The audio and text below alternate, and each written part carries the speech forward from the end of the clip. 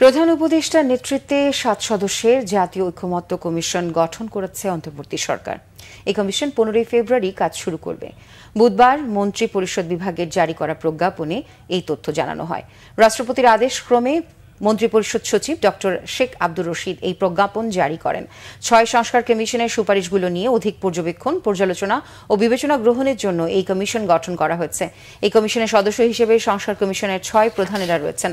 কমিশনের সভাপতি হিসেবে আছেন অন্তর্বর্তী সরকারের প্রধান উপদেষ্টা অধ্যাপক ড মোহাম্মদ ইউনুস এবং সহ সভাপতি সংবিধান সংস্কার কমিশন প্রধান অধ্যাপক আলী রিয়াজ। কমিশনের মেয়াদ ৬ মাস নির্ধারণ করা হয়েছে।